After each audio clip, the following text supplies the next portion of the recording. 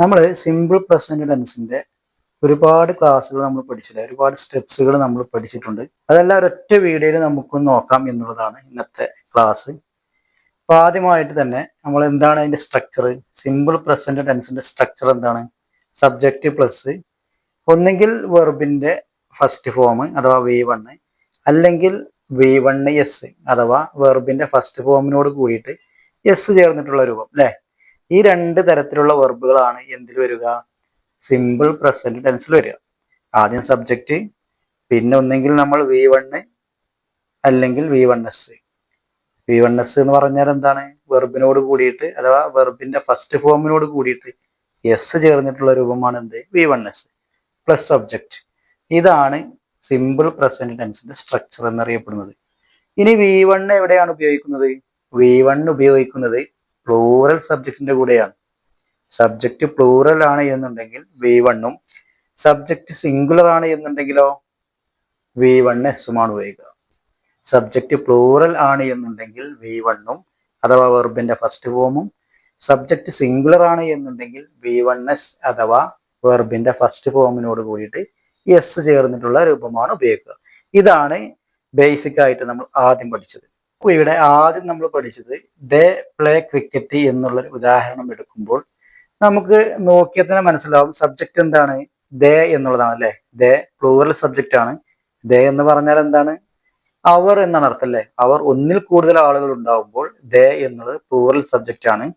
I, you, they, we എന്നുള്ളതൊക്കെയാണ് plural subject എന്ന് നമ്മൾ പഠിച്ചിട്ടുണ്ട് അല്ലെ.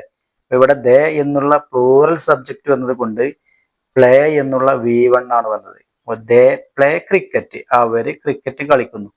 ഈ ഒരു സെന്റൻസ് നമ്മൾ പഠിച്ചു. പിന്നീട് നമ്മൾ എന്താണ് പഠിച്ചിട്ടുള്ളത്? ഈ പ്ലേ എന്നുള്ള വെർബിൽ നിന്നും ഹെൽപ്പിംഗ് വെർബിനെ പുറത്തേക്ക് എടുക്കുക എന്നുള്ള സ്റ്റെപ്പാണ് പിന്നെ നമ്മൾ രണ്ടാമത് പഠിച്ചിട്ടുള്ളത്. എന്താണ് ഹെൽപ്പിംഗ് വെർബ്? V1ന്റെ ഉള്ളിൽ ഏത് ഹെൽപ്പിംഗ് വെർബാണ് ഉണ്ടാവുക? ഡു എന്ന ഹെൽപ്പിംഗ് വെർബാണ് ഉണ്ടാവുക. പ്ലേ എന്നുള്ള V1ൽ വെർബിന്റെ ഫസ്റ്റ് ഫോം അഥവാ V1ൽ ഏത് ഹെൽപ്പിംഗ് വെർബാണ് ഉണ്ടാവുക? ഡു എന്ന ഹെൽപ്പിംഗ് വെർബാണ് ഉണ്ടാവുക കേട്ടോ. അപ്പൊ അതാണ് നമ്മൾ രണ്ടാമത് പഠിച്ചിട്ടുള്ള ഒരു structure. They do play cricket. They do play cricket എന്താണ് അർത്ഥം?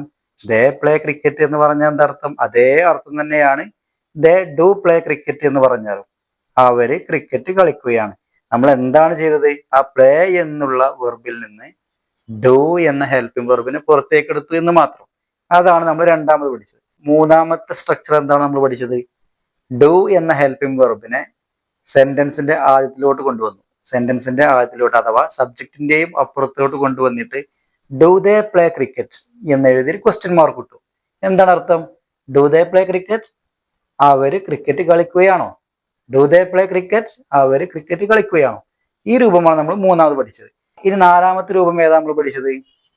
ക്വസ്റ്റ്യൻ വേർഡ് വെച്ച് കണ്ട് ക്വസ്റ്റ്യൻ ഉണ്ടാക്കുന്നത് അല്ലെ. എങ്ങനെയാണ് ക്വസ്റ്റ്യൻ വേർഡ് വെച്ച് ക്വസ്റ്റ്യൻ ഉണ്ടാക്കുക? ഡു എന്നുള്ളതിന്റെ അപ്പുറത്ത് അഥവാ ഫസ്റ്റ് സെന്റൻസിന്റെ ഫസ്റ്റ് നമ്മൾ ക്വസ്റ്റ്യൻ വേർഡ് ചേർക്കുക. ഇവിടെ വാട്ട് എന്നുള്ള ഒരു ക്വസ്റ്റ്യൻ വേർഡ് വെച്ചിട്ട് നമ്മൾ എന്ത് ചെയ്തു?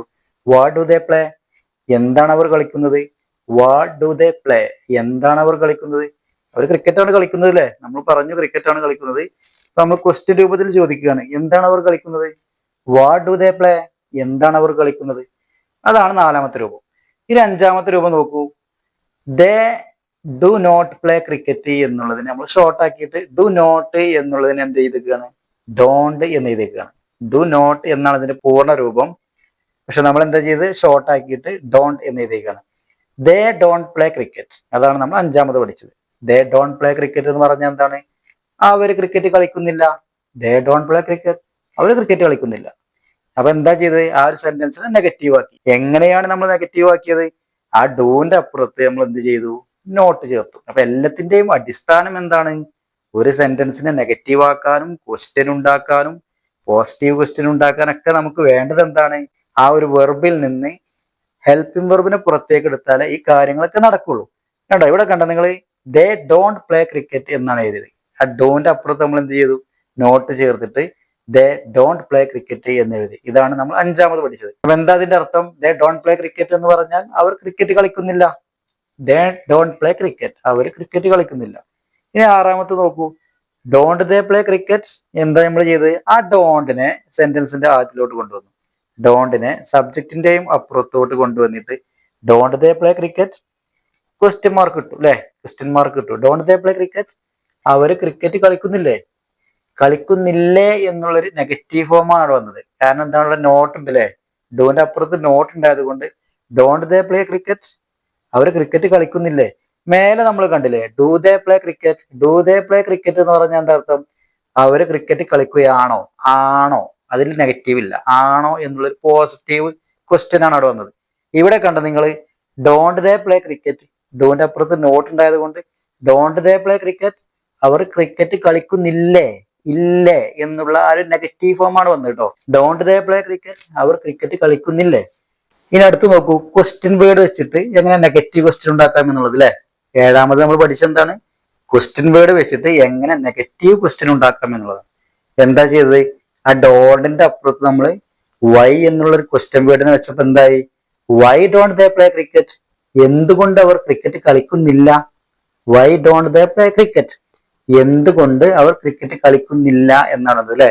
അപ്പൊ എങ്ങനെയാണ് നെഗറ്റീവ് ക്വസ്റ്റ്യൻ ഉണ്ടാക്കിയത്, ക്വസ്റ്റ്യൻ വേർഡ് വെച്ചിട്ട് ആ ഡോണ്ടിന്റെ അപ്പുറത്ത് വൈ എന്നുള്ളൊരു ക്വസ്റ്റ്യൻ വേർഡ് വെച്ചു.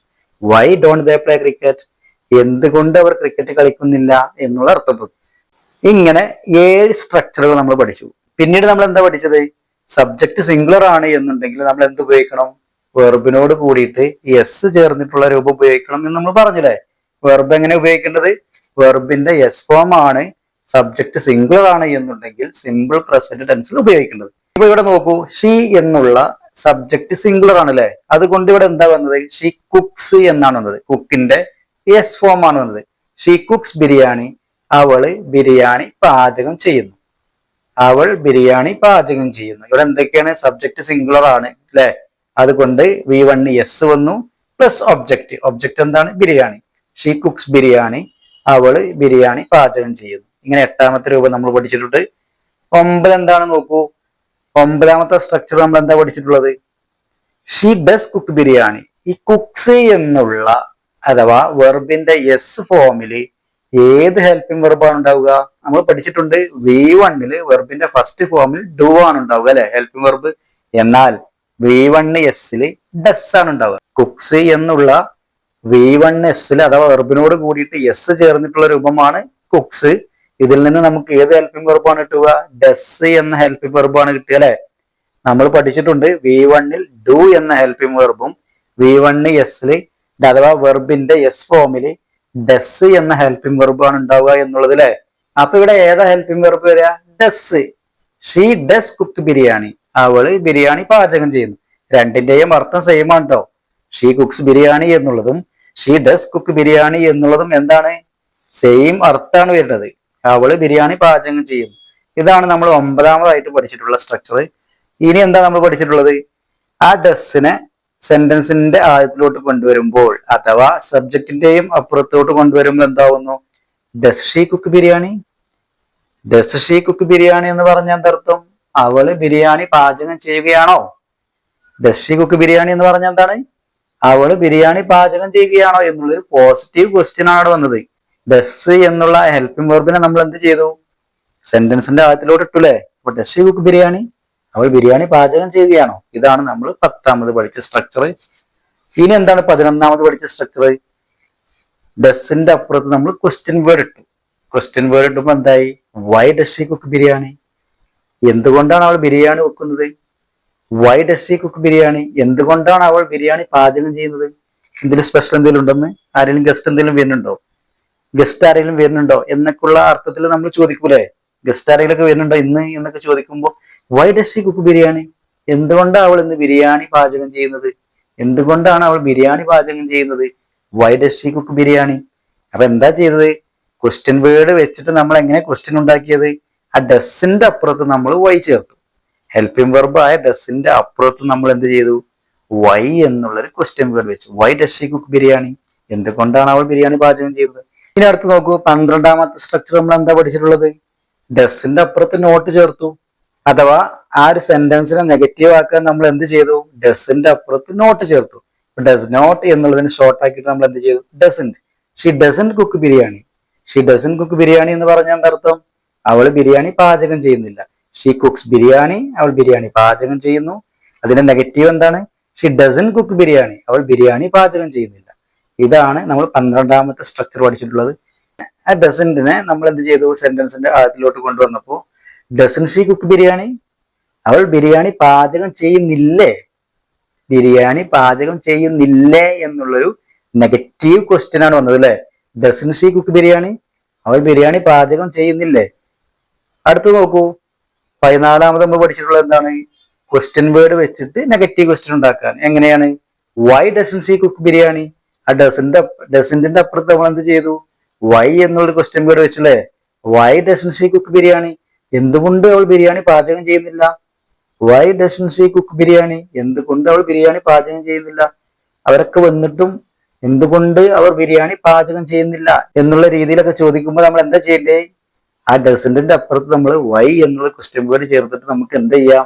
ഇങ്ങനെ നെഗറ്റീവ് ക്വസ്റ്റ്യൻ ഉണ്ടാക്കാം എന്നുള്ളതാണ്. ഇങ്ങനെ 14 തരത്തിലുള്ള സ്ട്രക്ചറുകളാണ് നമ്മൾ പഠിച്ചിട്ടുള്ളത്. ഇതോട് കൂടിയിട്ട് സിമ്പിൾ പ്രസന്റ് ടെൻസിന്റെ ക്ലാസ്സുകൾ അവസാനിക്കുകയാണ്.